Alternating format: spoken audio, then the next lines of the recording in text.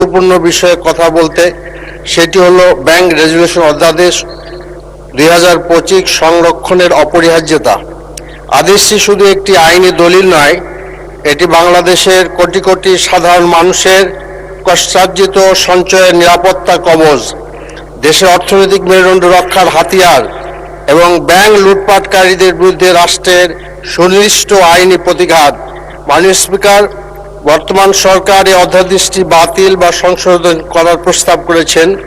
আমি বিরোধী দলের পক্ষ থেকে অত্যন্ত দৃঢ়তার সাথে বলতে চাই, এই প্রস্তাব দেশের স্বার্থবিরোধী, জনগণের বিরুদ্ধে এবং আর্থিক খাতের জন্য অত্যন্ত ক্ষতিকারক। তাই বাংলাদেশ ব্যাংকিং খাতে আজ গভীর সংকটে। শত শত কোটি টাকা ঋণ খেলাপ, মূলধন ঘাটতি, তারল্য সংকট, দীর্ঘ দিনের দুর্নীতির ফলে কিছু সংখ্যক ব্যাংক আজ অস্তিত্ব সংকটে। এই পরিস্থিতিতে অধ্যাদেশ বাতিল করা হলে তা হবে মানুষের জন্য মানুষের চিকিৎসা বন্ধ করার শামিল। মাননীয় স্পিকার, এই অধ্যাদেশের সবচেয়ে গুরুত্বপূর্ণ দিক হল সাধারণ আমানতকারীদের সুরক্ষা।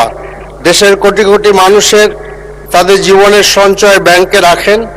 যখন কোনো ব্যাংক সংকটে পড়ে তখন সবার আগে ক্ষতিগ্রস্ত হন এই সাধারণ মানুষই।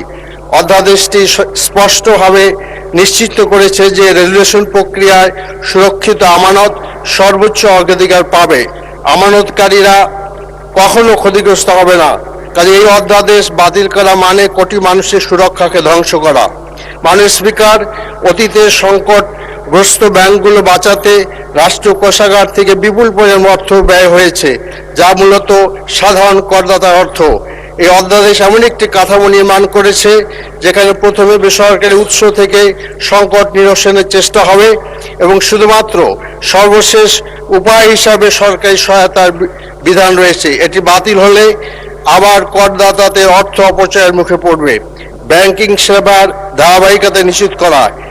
এই একটি ব্যাংক সংকটে পড়লে তার আমানতকারীরা এবং ব্যবসায়ীরা তাৎক্ষণিক ক্ষতির শিকার হন। লক্ষ লক্ষ গ্রাহকদের লেনদেন বন্ধ হয়ে যায়, ব্যবসা ক্ষতিগ্রস্ত হয়।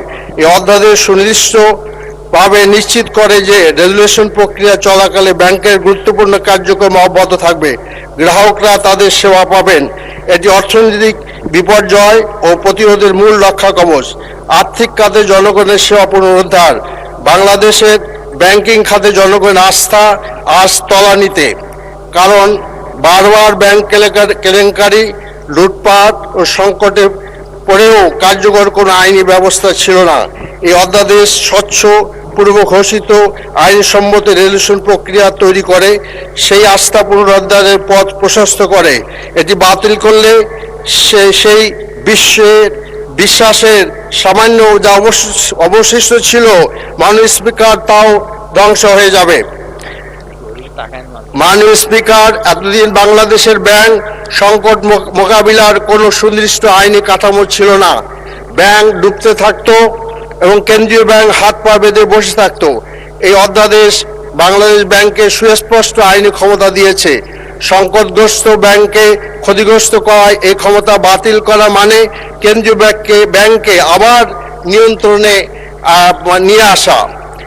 যখন কোনো ব্যাংকের পরিচালনা পর্ষদ ব্যর্থ হয়, দুর্নীতি অব্যবস্থাপনায় ব্যাংক ডুবানো হয়, তখন দ্রুত একজন যোগ্য শাসক নিয়োগ দিয়ে ব্যাংককে রক্ষা করার ব্যবস্থায় অধ্যাদেশ রয়েছে।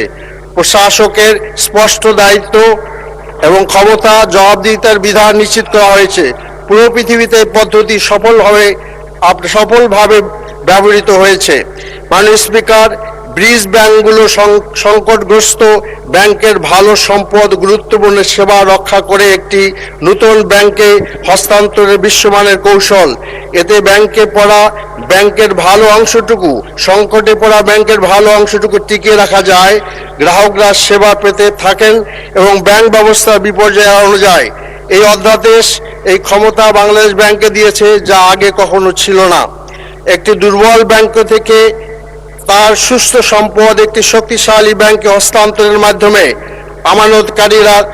আমানতকারীদের রক্ষা করা এবং ঋণ গ্রহীতাদের সেবা নিশ্চিত করা আধুনিক ব্যাংকিং ব্যবস্থার অন্যতম মূলনীতি। এই অধ্যাদেশ সুস্পষ্ট আইনি কাঠামোতে এই ক্ষমতা নিশ্চিত করেছে।